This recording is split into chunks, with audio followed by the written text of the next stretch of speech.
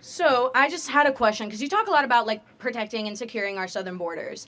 But as the granddaughter of immigrants, I think that we get into a lot of complicated disputes with the idea that immigrants are criminals or drug dealers and things like that. So I just want to hear what your opinion is on those expectations or those what do you call it? Those stereotypes that are put on Hispanic communities, Latino communities, and how they change the way people perceive immigration. Sure. So, thank you for the question. So you said you're the first generation Yes, I student am. or first generation American? I'm a first generation student. Cool, great. Second generation American? Did I hear that right? Or Third generation Cool. American on my mom's side. Great. Second on my dad's. when your grandparents, then, is that right, came Yes. to this country, did they do so through the legal process that was in front of them? So my father got married to my mother, so he's a legal resident of the United States. She's been here her entire life. But did she enter legally? She did. Okay. She's born here. Yeah. Got it. My grandpa on my dad's side entered in illegally. Okay.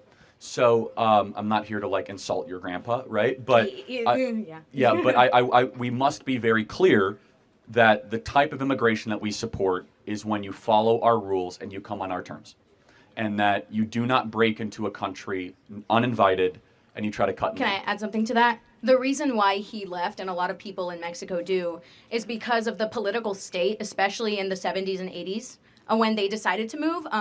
They have a government that isn't supportive of their constituents, and because of drug problems, their only choice was to move. Yeah, I totally sympathize. That's not true. It's never the only choice to commit a crime, and we should not put up with it. And so it is an insult to other immigrants from Vietnam and Laos and Pakistan that have to wait decades in line to morally equivalate people that come in and just break in. Oh, I have an unstable country. Like half of the world's countries are unstable. Yeah, but that's why we have the asylum seekers program. Which is heavily abused, and we're talking two different things. Asylum seekers and walking into the country illegally are similar but different things, right? And so we have millions of gotaways of people that we have no idea who they are. They're not declaring asylum. They just run across the border. Well, because they can't. The system doesn't allow other people from Mexico specifically to assign themselves. Who they are the last couple of years. So look, we just have to be very clear with this, is that if you come into the country uninvited, you have committed a crime and you are a criminal. And we could decide that we're not going to enforce our laws, or we can say that when you are a criminal, you should then be punished for that crime, aka sent back to your country of origin, because you were not invited. And it is an insult, again, to the Poles and to the Czechoslovakians and from the Senegalese and people all across the world that don't have the proximity or the luxury just to waltz into America. You call it a luxury to leave a country that has political tyranny and come into a country with opportunity? Yes, to live in Mexico, to be able to go 100 miles north and break into America. Do you know how many people in Pakistan would kill to be on that border? That's why we bring them in. Well, we shouldn't, right? That's the point. And secondly, do you think that you have a right to immigrate to America?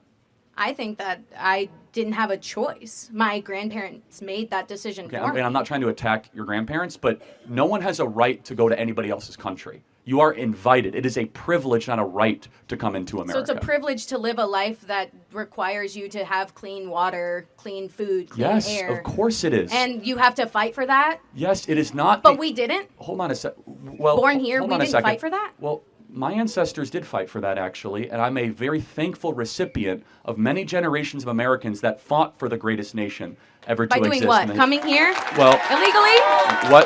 Wait, what did my ancestors do?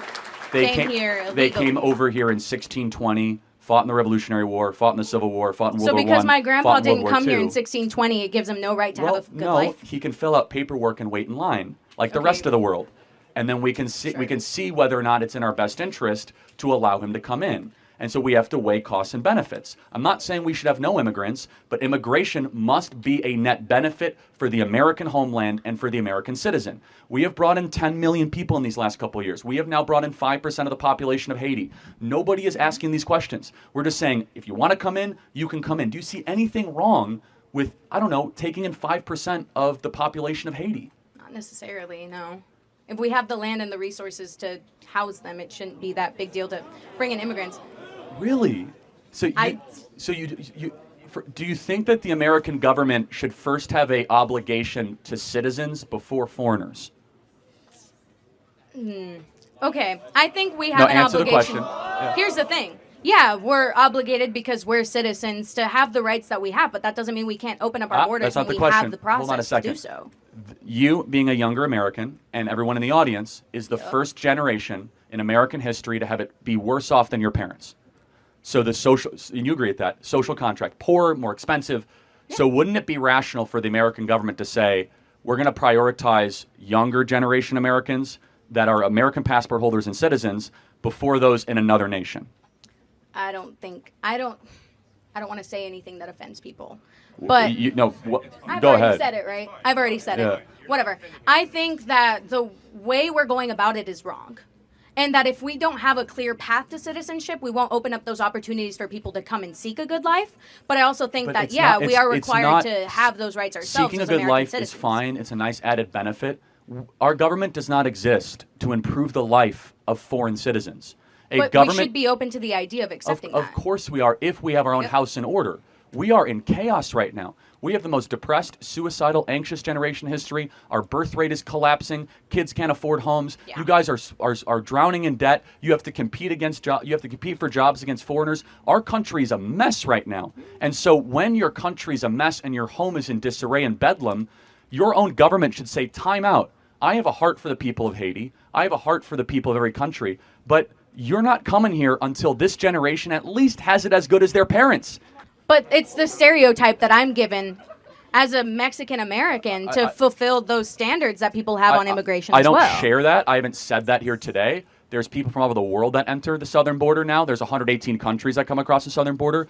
But I don't care if you enter illegally from Bulgaria or from Laos or from Mexico or from Nicaragua. Someone who does not have their paperwork when they come in is by definition breaking federal law. Yeah, and so then what should we do with someone who breaks with federal law? But does that mean that people, including their children, their grandchildren, including myself, have to live with the stereotype or the standard set upon me that I am a criminal, I am a drug dealer, I am a XYZ? Okay, so have I played into that stereotype?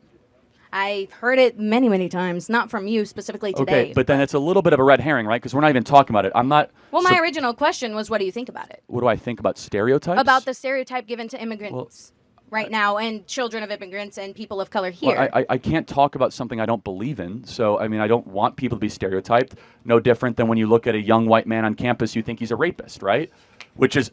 No, I don't. Well, that's good. No, but that is a stereotype that is pushed sometimes. Like, oh, if you see a young man on campus, it's campus rape culture. Stereotyping is wrong. It should not occur. But we also must understand that the way that we constitute our immigration policy right now in this country is not in the benefit of the American citizen. And we're acting much more like a colony than a country. And where a country is where you have ties that bind you together. You have a shared history, hopefully a shared language. You have a shared culture, where a colony is you come from anywhere across the world, and so be it. Yeah, but isn't that like the point of America? Diversity and inclusion and belonging. I'm so glad you brought that up. Where is that in the Constitution or the Declaration that diversity and inclusion, these are false ideals that are taught in school. They're, I guess, nice, but is diversity and inclusion really an American ideal? I think so. Where does it say that? I think that everyone has the right to live out their own individuality, their own lives, in their own way. I know, but you say the American ideal. Where do you get that from? Yeah, pursuit of happiness for Americans. You're right, because that's what the Declaration I'm an was American. written for. No, if that's fine. Does that mean I'm not valid here for having a diverse background?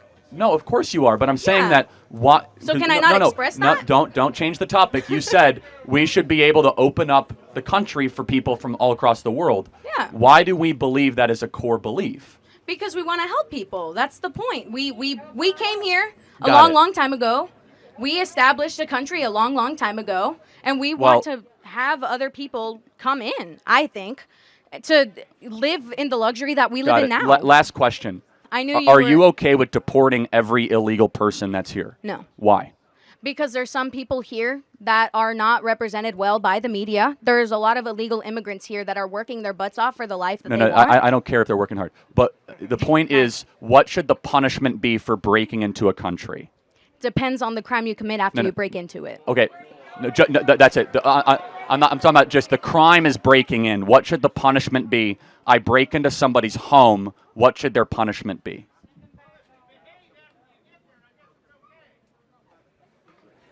Can you repeat that? Oh, so if you behave after you get here, that's fine. So to play that out, if someone comes into your dorm room uninvited and they do the dishes and laundry, they can stay? If I'm not going to do my own dishes, heck yeah. They're doing my dishes for me? Cool. If they don't kill me, I'm not dead. It is what it is, man. Well, they are killing a lot of Americans, but... You say they. Like they are? Yes, like they. All illegal immigrants kill people? That's crazy. Many illegals do. Actually, the crime rate for illegals is far above that of native-born Americans. And even if it wasn't, it would not be there. No, but it's just interesting.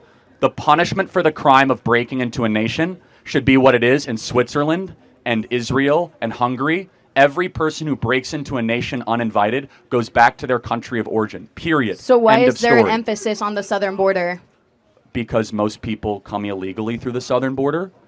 10 million people have come across the southern border. And by the way, do you have any concern for the 320,000 missing kids that have also been sex trafficked across the southern border? Of course I do. But who's doing the sex trafficking?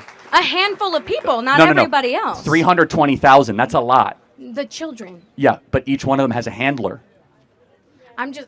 So, and that means that 320,000 sex pimps are bringing in sex slaves to this country. The point I'm trying to make is that we categorize all illegal immigrants under the same thing. Sex traffickers, drug dealers. Am I doing that? And by you saying all illegal immigrants have to be deported, yes. you're implying that all of them are doing these terrible things. And not a small percentage of them. Well, it's not small, actually. 320,000 out of 10 million is not small, actually. That's a serious number. That's 3.2% of all people that came into the country are connected to sex slavery in some way. That's insane, actually.